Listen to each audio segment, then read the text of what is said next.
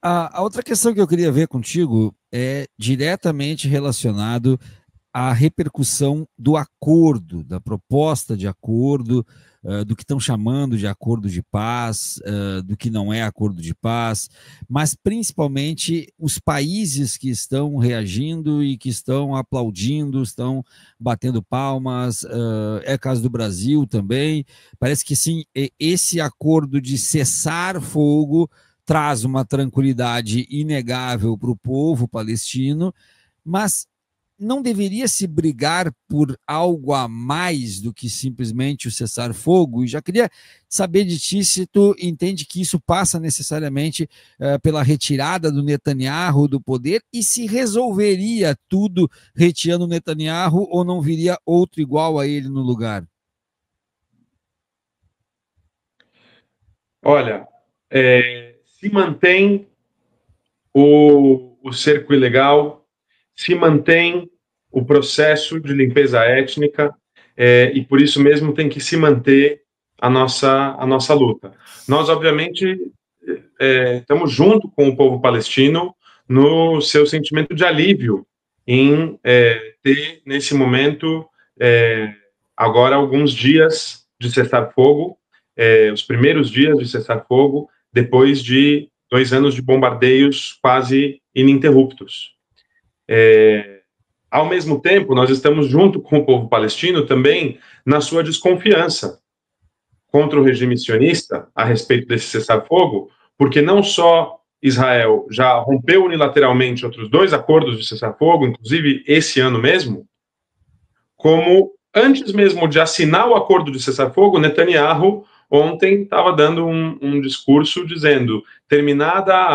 a libertação de reféns e prisioneiros, o passo imediatamente seguinte é o desarmamento do povo palestino, e dizendo, o Netanyahu sabe que o Hamas não concordou com esse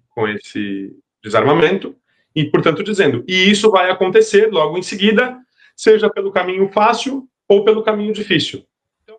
no mesmo dia, e antes mesmo de formalizar o cessar-fogo, Netanyahu já está ameaçando romper o cessar-fogo. Essa é a verdade. Ele poderá fazer isso imediatamente? Isso não é o que eu estou dizendo. Realmente, nesse momento, o governo Netanyahu está pressionado pelos matizes imediatos, por assim, de interesses com o governo Trump nesse momento. Agora, matizes imediatos, eu digo porque os interesses estratégicos permanecem alinhados, ou seja, o governo Trump e o imperialismo seguem absolutamente interessados em apoiar e patrocinar o Estado de Israel, em ter ali o seu enclave representando os seus interesses econômicos e políticos ali na região. E a serviço disso vai continuar bancando o regime sionista. Então, de forma nenhuma também a gente pode, nesse momento, por assim dizer, distensionar a nossa luta ou qualquer coisa desse tipo. Como eu comecei dizendo, a gente veio buscando chamar atenção para o que aconteceu ao longo dos últimos 2 anos, mas também para os 18 anos de bloqueio e também para os quase 80 anos de limpeza étnica, se for contando só desde a instituição do Estado de Israel. E nada desse chamado plano de paz, nenhuma proposta que está em jogo aponta para nenhuma garantia de autodeterminação do povo palestino. Justamente porque persiste como interesse estratégico, tanto do Netanyahu quanto do regime sionista de modo geral, ou seja, independentemente de que seja ele ou não o primeiro-ministro, quanto do governo Trump e, inclusive, do imperialismo estadunidense, independentemente de qual seja o seu governo. Em ambos os casos, permanece como interesse de Estado e estratégico de Israel e dos Estados Unidos a manutenção da ocupação colonialista contra o povo palestino, que é o Estado de Israel. Essa é a questão que é absolutamente incontornável. E por isso mesmo, a gente se mantém junto com o povo palestino no seu alívio, na sua desconfiança, mas, acima de tudo, na sua luta pelo seu direito a autodeterminação, que só é possível com uma Palestina livre do rio ao mar. Então, essa é a nossa palavra de ordem há muito tempo, é a nossa defesa há muito tempo, segue e seguirá sendo, inclusive, nesse momento. O que vocês perderam nessa missão de bens pessoais? Vocês perderam alguma coisa? Câmeras, celulares, foram confiscados, barcos são confiscados e não são devolvidos? Sim, tudo, absolutamente todos os pertences,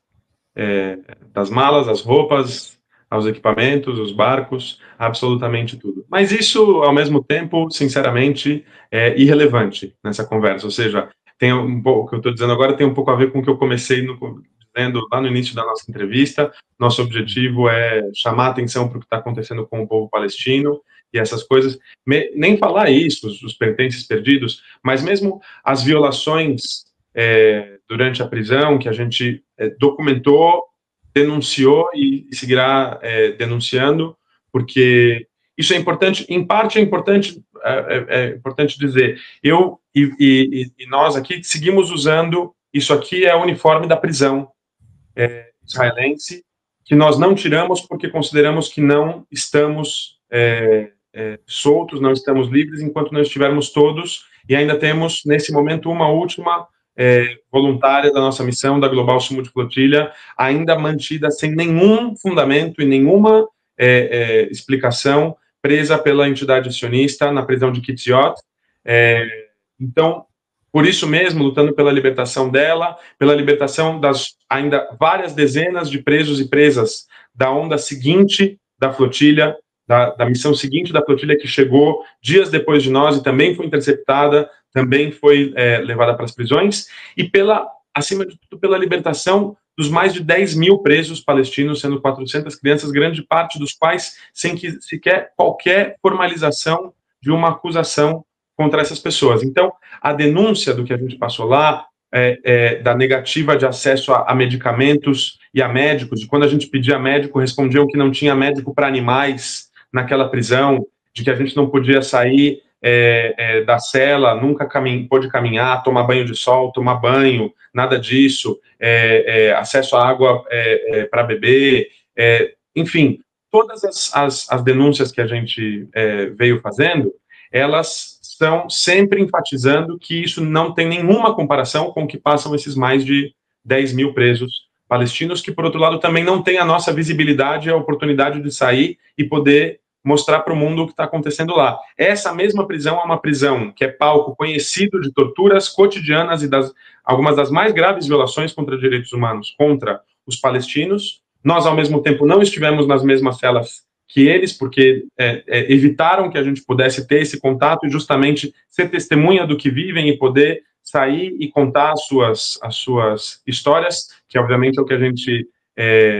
faria se tivesse essa oportunidade. Então, o que a gente está fazendo é contar sobre o que a gente viu nessa prisão, exigindo a libertação dos presos da flotilha, da missão da companheira Reyes, do Estado espanhol, da Global Sul Multiflotilha, que segue presa, de todas as dezenas de ativistas da onda seguinte da flotilha, que também estão presos, mas, acima de tudo, para escancarar o que está sendo feito e exigir a libertação dos presos palestinos, chamando a atenção das pessoas que ainda não tenham se dado conta para isso, de que se fazem isso, se dão essa resposta, se quando a gente pede médico na minha cela, por exemplo, a gente pedindo médico para um preso, um ativista preso, que precisava urgentemente de insulina, e depois de dias pedindo de todas as formas e eles negando, a gente tentou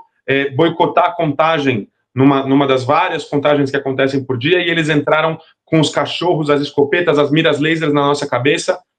fazendo contagem regressiva para disparar o dedo no gatilho e munição real contra a gente, porque a gente estava pedindo médico dentro de uma cela, desarmado, rendido, acuado num canto. Se fazem isso, naquele momento em que a gente fez isso, tinham vários europeus, estadunidenses, pessoas brancas, parlamentares que estavam ali no meio, pessoas com uma plataforma nas redes sociais grande. O que eu quero dizer é gente que tem visibilidade, capacidade de denunciar, algumas pessoas numa situação social relativamente privilegiada. Se contra essas pessoas a entidade sionista faz isso quando a gente pede médico, imaginem o que não fazem contra os palestinos, que não têm a oportunidade de ter voz, que sofrem com racismo, são árabes e são apresentados aos olhos do mundo como se fossem terroristas nessas mesmas prisões. Então, tudo que a gente passou nesses dias, essas violações, e nem falar coisas como o roubo ridículo de todos os nossos pertences, são coisas que a gente quer denunciar dessa forma, ou seja, para lançar luz sobre o que é o regime sionista e o que está fazendo com os palestinos.